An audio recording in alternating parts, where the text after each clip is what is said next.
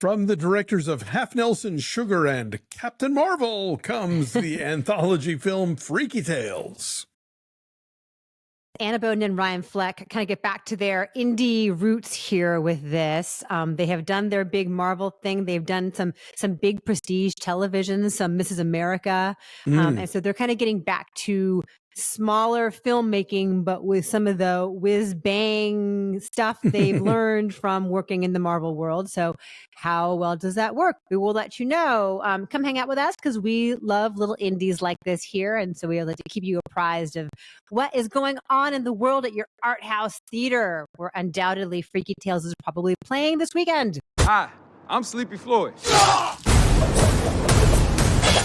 Floyd's out there slicing people up with a sword. Can you repeat that? So it's 4 different stories, and it kind of blends fiction and reality. It blends real people and real events with sort of a heightened fantasy version of them. So the main thing is that these things all take place in or around May 10th, 1987. Which is a really big day if you are a Golden State Warriors fan. A lot of this movie is based on Ryan Fleck's childhood growing up in the East Bay. I want to say he grew up in Berkeley, but this is when the Warriors were still playing in Oakland. And Sleepy Floyd did this historic thing where he scored 29 points in the fourth quarter alone in the NBA playoffs against the Lakers to beat the Lakers. In one game of the playoff, at least. And it was a huge deal. And that call that you hear a couple different times in this movie, Sleepy Floyd is Superman, is like a famous call. Greg Papa. Famous call. They would just play it on the radio, like randomly after this game happened. It was a huge deal. It's up there with like Havlicek stole the ball. It's a very famous like basketball. Do you believe in miracles? Yeah, things like that. Exactly. It is up there, especially if you are from the Bay Area. It was a big deal. The reason I know any of this is because my husband was a senior in high school in San Jose in 1987. And so he has like told me about this night, what a big deal it was. Like Sleepy Floyd is Superman. It's a famous thing. I'm a Laker fan. I don't like seeing Sleepy Floyd put up 29 points in the fourth quarter against the Lakers, but it was an exciting thing for a lot of people. So all these things happen in and around this night. So you got these 4 different stories. One of them takes place at a punk bar in the East Bay where all these asshole racist skinheads show up and like beat the crap out of them. And how do they fight back? One of them is these 2 young women who are aspiring rappers who toil at an ice cream shop, and the chance at stardom that they want to get on stage with Too Short, whose song Freaky Tales gives the film its title. There is a rapper here playing Too Short, but then Too Short is also in it. There's an narrates. There's an actor playing Sleepy Floyd. That's Jay Ellis, who you might know from Top Gun Maverick, but Sleepy Floyd is also in it. So there's like a kind of meta blending of fiction and reality throughout the whole thing to kind of keep you on your toes. Ben Mendelsohn's also in a couple of these as a cop known as The Guy, who is like clearly skeevy and predatory and like a horrible racist cop. Yeah. One of them is about Pedro Pascal, who is like a thug, like mercenary who goes and like shakes people down for some bad crime lord. But he's tired of this life. He wants out of this life. This is his one last job, and it kind of doesn't go the way he expected it would. His wife is pregnant. He wants a clean, happy life for himself. And then one of them is about Sleepy Floyd and this night. And this is like a very fictionalized version of what happens on this night. Okay, good. Because extreme things happen that don't really happen in real life, but it's sort of like a heightened idea of it. Meanwhile, there are all these through lines of like, a supernatural occurrence that is happening in the air that's manifested in like green lightning strikes and streaks of light. There's a thing called Sci-Topics, which is kind of like Scientology, which may or may not make people live the best version of their lives. So they're all kind of interconnected, but it's very shaggy. Yes. And the shagginess for you, I think, is going to either be a feature or a bug. Like, I think it's part of its charm.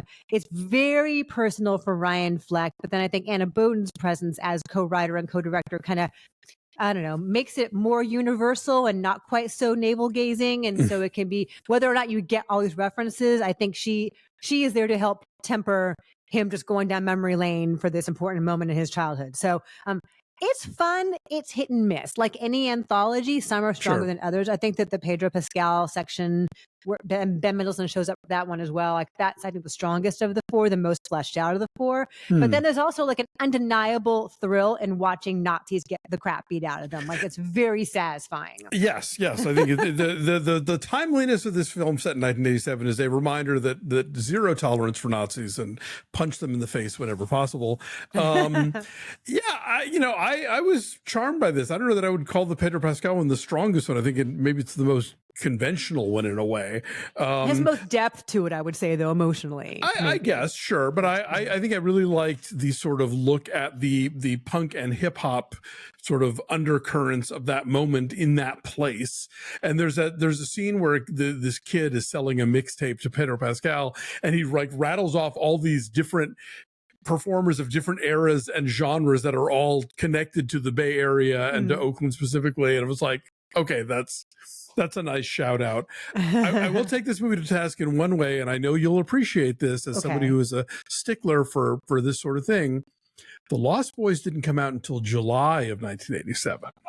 Oh, so this and movie's that's an important thing, because a lot of these are people walking out of the very famous historic Grand Lake Theater in Oakland. Back in the early pandemic days, I believe we showed the Grand Lake Marquee as one of our like thumbnails on our news segment. Yeah, that sounds Grand right. Lake's a famous old place. Oh, interesting. Yeah, because it shows like very specific movies that were out in the 80s. Had it not come out yet? Oh, yeah. That bugs me. We're sticklers for that sort of thing, but whatever.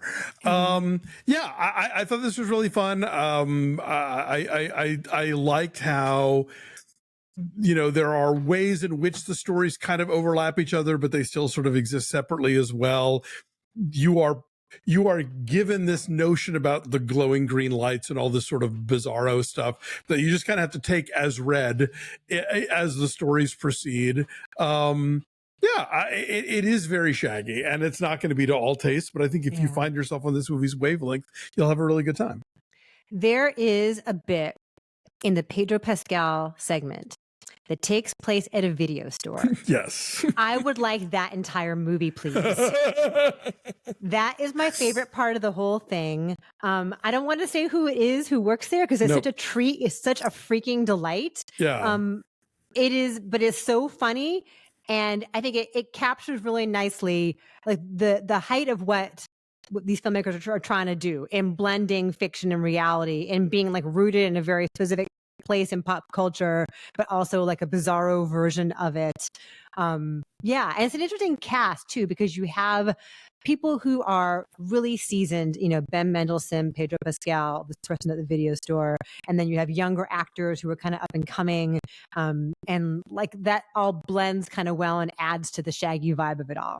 Yeah, no, totally. And I just as a quick shout out, we should mention that Ben Mendelsohn's son is played by the late Angus Cloud.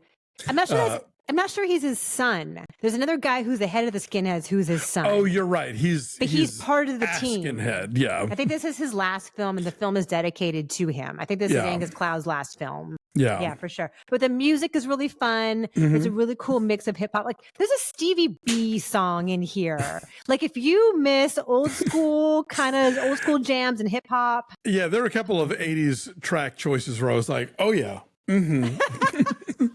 Yeah, I got to do a Q&A with Anna Boden and Ryan Fleck, and with the Too Short, and with Ben Mendelsohn at a packed house at Vidiots, and it was so much fun. And I think this is the kind of movie that benefits from seeing it with people. Yeah, because it's kind of a party, and it gets extremely violent and intense in ways that are like intentionally very heightened, but fun, like in a way that is in a crowd an homage to very specific other filmmakers. Also that, yes. So I think, the sort of the piecing of it all together is either going to be like a fun mix of stuff that works for you, or you're going to be like, this is a mess and I can't stand it. Right. But I had fun. So I'm going to say like a 6.8 Really? I thought you'd be Yeah. higher than that. I just don't think it all works. Like I think the segment with the two girls who are the rappers, it kind of feels like it doesn't really go anywhere. I don't know that they all intertwine in a way that is as satisfying as it could be. Like they don't all overlap and intertwine in ways that are as skillful as they could be. I guess I like it more than you. I was 7.3. I was thoroughly tickled by it. And I think because it is so shaggy, you don't necessarily expect it to close all of its loops and dot all of its I's. And so I don't know. I think it works as is. Okay, Freaky Tales in theaters this weekend. Go see it. Let us know what you think.